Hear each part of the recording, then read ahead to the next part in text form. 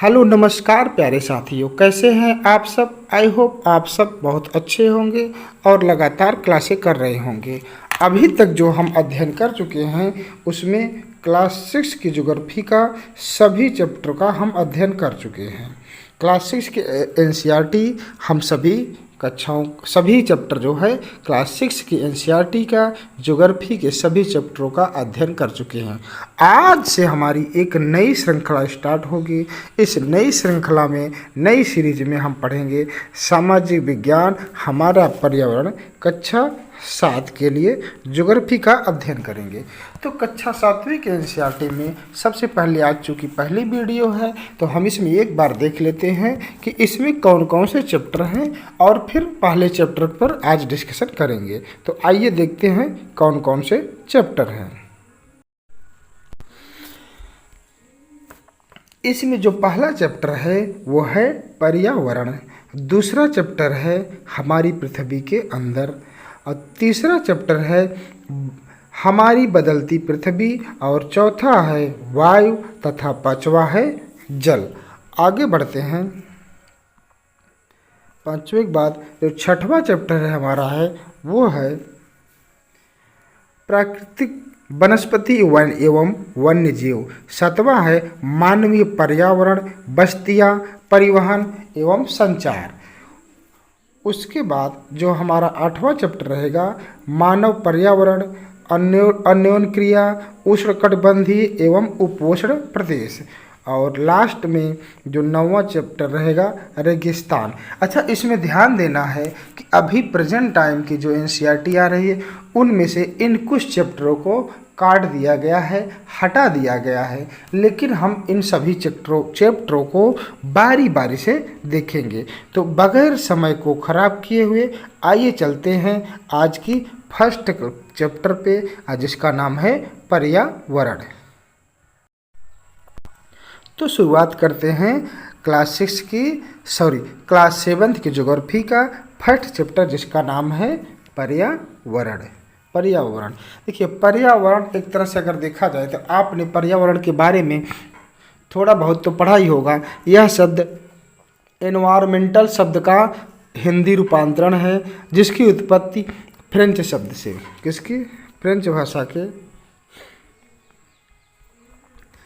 French भाषा से हुई थी और जिसे फ्रेंच भाषा में फ्रेंच भाषा में एनवायरोनर बोलेंगे। एक बार लिख देते हैं एनवायरोनर, जिसे फ्रेंच भाषा में बोलते हैं और जिसका अर्थ है पड़ोस। इसका अर्थ है पड़ोस। ठीक, अब आइए इसको शुरुआत करते हैं और क्लास को आगे बढ़ाते हैं। इसमें सबसे पहले क्या दिया है कि मतलब ये चूँकि 7th क्लास की है तो सबसे पहले बच्चों के माध्यम से एक भूमिका बनाई गई है। भूमिका ये गई है कि जो एक बच्चा रवि है वह स्कूल जाता रहता है, लेकिन एक दिन उसे एकाएक क्या दिखाई देता है कि उसके जो खेल का मैदान था उसमें खुदाई हो जाती है और वहाँ खेलने के लिए जहाँ वह डेली जाया करता था वह मैदान नहीं रहता और लोगों ने बताया कि अब वहाँ पर फ्लैट वगैरह बनेंगी, इमारतें बनेंगी। अब रवि को जब समझ में आया कि अब यहाँ पे जो घास थे, चारे थे, जो अच्छा ग्राउंड था, फूल लगे थे, जहाँ पे तितली आती थी, वो सब नष्ट हो चुका है, तो उसकी आंखों से आंसू छलकने लगे। उसने यह बात अपने सभी सहपाठियों को बताई और सुबह जो है प्रेयर के समय जो प्रधानाचार्य ने भी बहुत ही उदासी से कहा, देखो कैसे हमारा पर्यावरण बदल रहा है। अब ये बातें हो गई, मतलब कोई एक ग्राउंड है और वहाँ पे मतलब खुदाई हो जाती है तो वहाँ पे जो फूल घास चारे थे वो सब ख़त्म हो जाते हैं। तो यहाँ से बात स्टार्ट होती है और उसके बाद क्या होता है कि कक्षा में जब रवि जो है कक्षा में पहुँचता है और शिक्षक से पूछता है कि पर्यावरण क्या है। जो कुछ भी हम अपने आसपास देखते हैं वही पर्यावरण है, शिक्षक ने बताया। रवि कहने लगा रवि कहने लगा, इसका अर्थ है स्कूल, भवन, मेज, कक्षा, कुर्सी, यहाँ तक कि खुला मैदान, सड़क, कूड़ा, क्या ये सभी हमारे पर्यावरण के अंग हैं? तो शिक्षक ने इसका जवाब दिया, हाँ यह हमारा पर्यावरण है। लेकिन जरा रुको, कुछ वस्तुओं का निर्माण प्रकृति करती है, जैसे पर्वत, नदी, पेड़, प्राणी, जबकि कुछ का निर्माण मनुष्य करते हैं, जैसे सड़क हो गई, कार हो गई, कपड़े हो गई, किताब हो गई।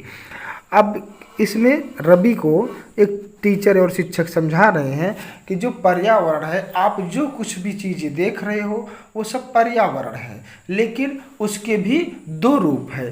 पहला वह रूप है जो जिसे प्रकृति ने बनाया वह है, और दूसरा जिसे मनुष्य ने बनाया।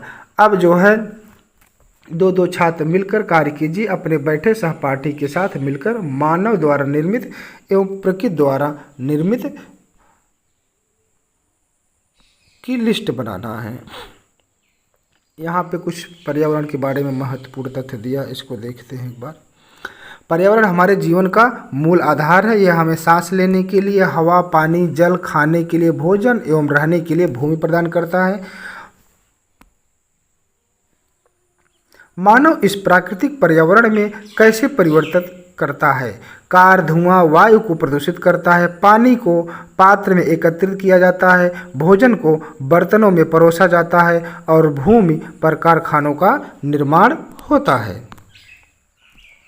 कार, मानव, मिल, कारखाने एवं बर्तनों का निर्माण इस प्रकार है। मतलब ये बताया गया है कि जो पर्यावरण में जो वस्तुएं हैं उनको मानव ने किसने बनाया और प्रकृति ने किसने बनाया, उसकी बात यहाँ पे किया है। आगे बढ़ते हैं। अब यहाँ पे दिया है कि जो मानव निर्मित है और जो प्रकृति के द्वारा निर्मित है उसकी एक सूची बनाते हैं, और शिक्षक ने उत्तर दिया, ऐसी हमारी ज़रूरतों के कारण ये दिन प्रतिदिन बढ़ती जा रही वस्तुएं। ठीक, आगे बढ़ते हैं।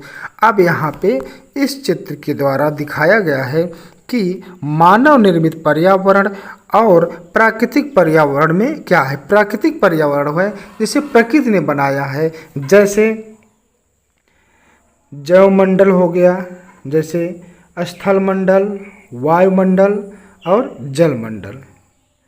ये कैसे हैं? ये पर्यावरण के कैसे घटक हैं जिसे प्रकृति ने बनाया। भाई जो नदियां हैं उसे मनुष्य ने नहीं ना बनाया है।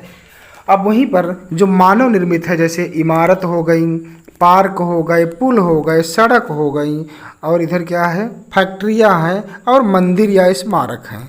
उसके बाद मानव निर्मित कुछ यहाँ पर भी हैं, जैसे मानव व्यक्ति, परिवार, समुदाय, धर्म, शिक्षा, आर्थिक, फैक्ट्रियाँ और राजनीतिक, ये सब पर्यावरण के ही कहीं न कहीं घटक हैं।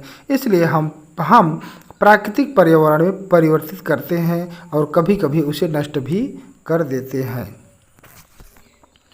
अब इसमें ये बताया है, इसको डिस्कशन करते हैं। आइए, ऊपर के वार्तालाप से आप समझ गए होंगे कि किसी भी जीवित प्राणी के चारों ओर पाए जाने वाले लोग, स्थान, वस्तुएं एवं प्रकृति को ही पर्यावरण कहते हैं। यह प्रकृति एवं मानव निर्मित परिघटनाओं का मिश्रण है। प्राकृतिक पर्यावरण में पृथ्वी पर पाई जाने वाली जीवीय एवं अजीवीय दोनों परिस्थितियां सम्मिलित हैं। आगे बढ़ते हैं। जबकि मानवीय पर्यावरण में मानव की परंपरागत क्रियाएं, परस्पर क्रियाएं, उनकी गतिविधियां एवं उनके द्वारा बनाई गई रचनाएं सम्मिलित है। मतलब मानव के द्वारा जो बनाई गई हैं वो मानव पर्यावरण में, और जो प्रकृति ने जिसका निर्माण किया है उसे प्राकृतिक पर्यावरण कहते हैं। अब देखेंगे, अच्छा यहाँ पे ये दिया है, अभी जो हम लोग डिस्कशन किए थे, पर्यावरण शब्द की उत्पत्ति दिया है।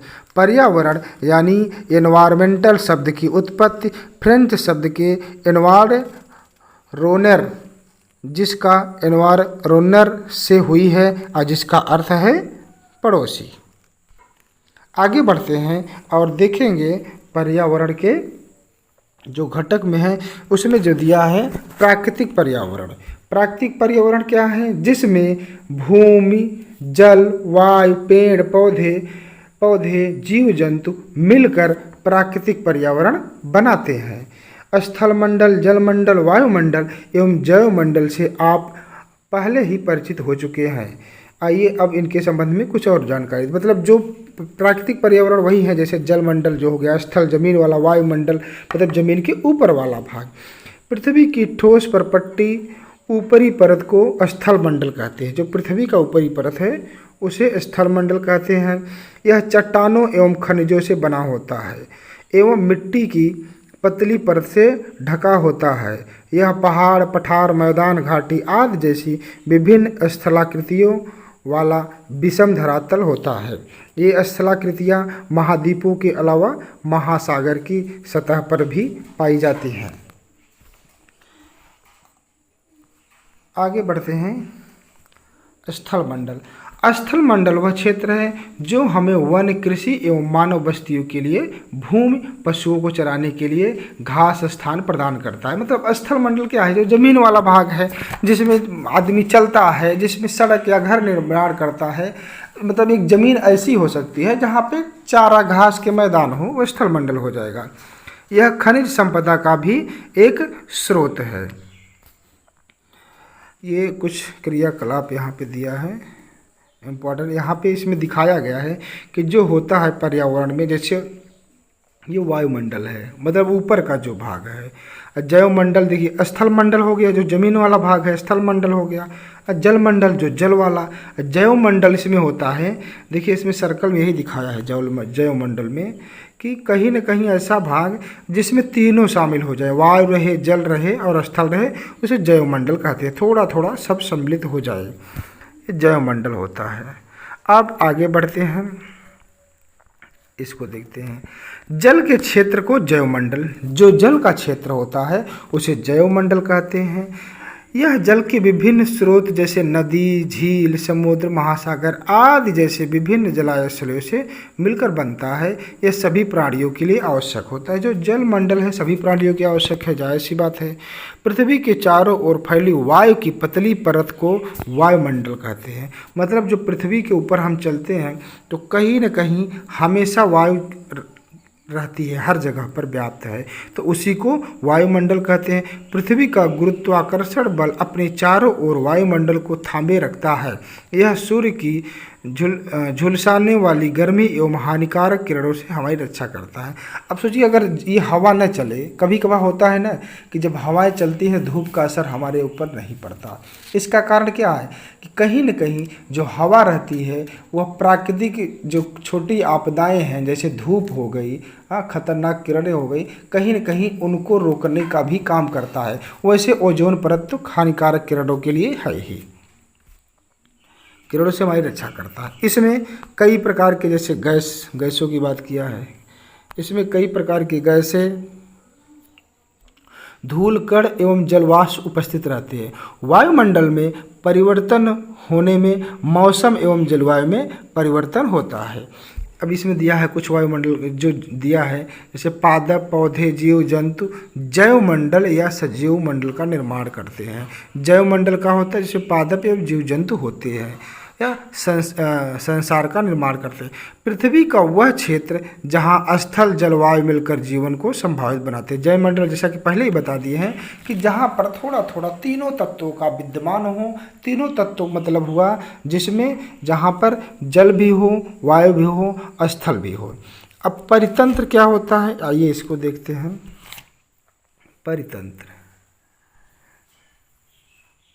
परितंत्र इसमें बच्चों के माध्यम से बताया है कि रवि कक्षा के एनसीसी कैंप में जिससी ने आश्चर्य से कहा, कितनी मूसलाधार वर्षा हो रही है, इससे मुझे अपना केरल याद आ गया। तुम सबको आकर देखना चाहिए कि कैसे हरे भरे खेतों एवं नारियल के बागानों में लगातार बारिश होती रहती है। तभी जैसलमेर के रहने वाले हीरा ने आश्चर्य से कहा, हमारे यहाँ वर्षा नहीं होती, हमें तो दूर दूर तक केवल कीकर एवं रेत ही नजर आते हैं, लेकिन वहाँ ऊँट भी तो मिलते हैं, रवि ने कहा। कहने का तात्पर्य है कि इसमें जो बताया गया है कि जो जैसलमेर का हीरा रहने वाला है उसके यहाँ का लोकेशन, उसके यहाँ का मौसम और इसके यहाँ के मौसम में काफ़ी डिफरेंट है। मतलब यही है कि पर्यावरण में अगर कोई वो चीज़ बदलाव आती हैं तो कहीं न कहीं दोनों में बहुत ही ज़्यादा अंतर रहता है। अब आगे बढ़ते हैं। ये पर्यावरण के कुछ स्थान दिखाए गए हैं जिसमें ये चीज़ें हैं। एक ताल का परितंत्र, मतलब जिसमें पौधे भी हों, पानी भी हो और ऊपर वायु का क्षेत्र हो और कुछ जीव भी हों, उसका दिखाया गया है। अब हम आगे बढ़ेंगे। आगे हम देखेंगे, फिर उन्हीं बच्चों के द्वारा ही बताया गया है।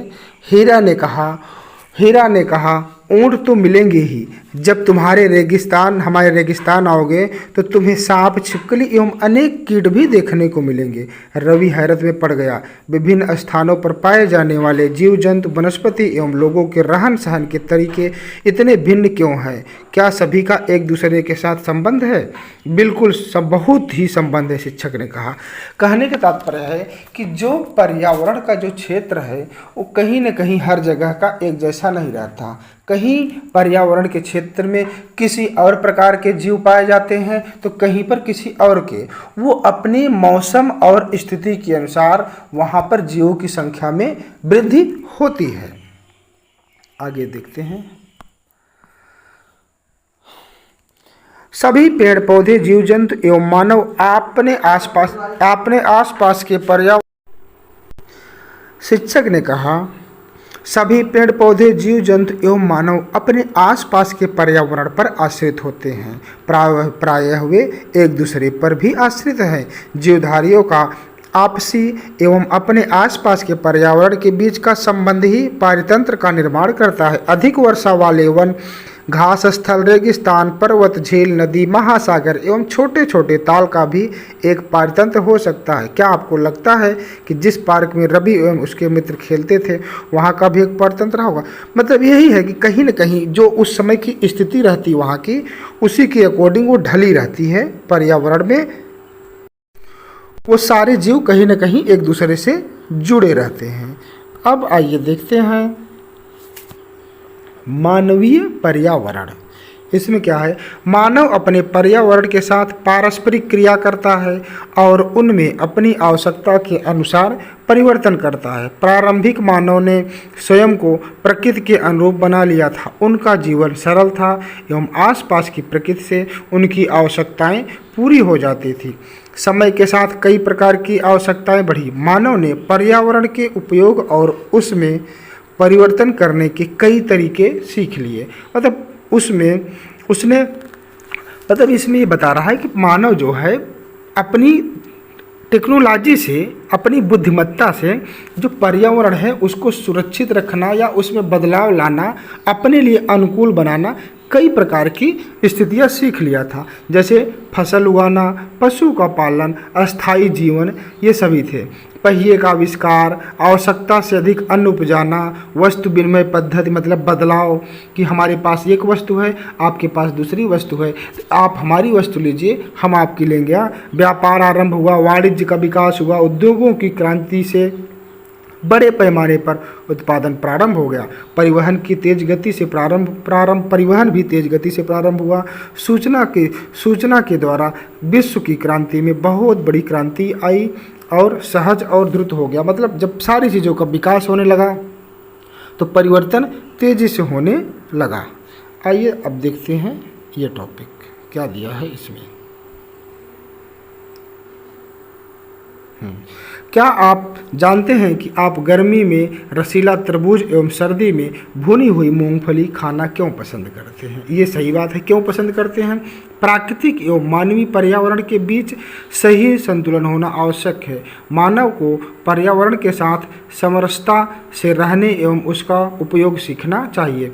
मतलब जिस मौसम में जो चीज़ें रहें उसको उसी मौसम में उगाना चाहिए और हमें उसके साथ जुड़ के उसे बढ़ाना चाहिए और पर्यावरण में सहयोग देना चाहिए। कि अब पता चला धान का सीजन आया है तो जबरी गेहूँ बोना या किसी भी लीजिए वर्षा ऋतु वाली, ग्रीष्म ऋतु वाली, खरीफ की फसलें जो हैं या रबी की फसलों में वही फसल बोई जाएंगी तो वातावरण का तालमेल रहेगा। इससे वातावरण का तालमेल एकदम बना रहेगा और वातावरण का तालमेल नहीं बिगड़ेगा। आगे देखते हैं। रवि की कक्षा में मिजोरम की एक लड़की नूरी है। वह अक्सर अपने साथ की हरियाली की बात करती है। खेल का मैदान नष्ट होने के कारण रवि की उदासी देखकर नूरी ने उसे वहां आने वाली छुट्टियों में अपने घर मिजोरम आने को कहा। रवि के शिक्षक ने सभी बच्चों से कहा कि छुट्टियों में वे जिन स्थानों पर जाएंगे वहां के भूदृश्य, घरों एवं लोगों के क्रियाकलापों का चित्र बनाकर लाएंगे। मतलब इसमें ये बता रहा है बच्चों के माध्यम से कि चूँकि वहाँ का मौसम की अगर बात करें, मिजोरम हो गया जैसे, तो वहाँ का मौसम बिल्कुल अलग रहता है वहाँ के, तो उसके बारे में बात किया गया है। अब आगे बढ़ते हैं। बस ये आज से हमारी ये लास्ट टॉपिक था इस चैप्टर की। यहाँ से हमारी आज की क्लासें ख़त्म होती हैं। इसको दिया है कुछ, इसे आप अपने से देख लीजिएगा। अपने पड़ोस के किसी बुजुर्ग व्यक्ति से बात करें और निम्न जानकारी प्राप्त करें। भाई आप भी प्राप्त करिएगा कौन कौन सी जानकारी ये पूछा है, ज़रूर पूछिएगा। आपकी उम्र थी, जब वो आपकी उम्र में थे तो आपके आसपास कैसे थे, ये क्वेश्चन आपसे ऊपर है, जैसा समझ में आया करें। बाकी आज की ये क्लास 7 का फर्स्ट चैप्टर था, तो ये फर्स्ट चैप्टर आज से ख़त्म होता है। आई होप आपको ये वीडियो ज़रूर पसंद आया होगा। तो पसंद आएगा तो लाइक और सब्सक्राइब ज़रूर करिएगा। आज के लिए बस इतना ही, बाकी लगातार बने रहिएगा। अगले दिन कल हम सेकंड चैप्टर के बारे में अध्ययन करेंगे। तो आज के लिए इतना ही। वीडियो देखने के लिए धन्यवाद।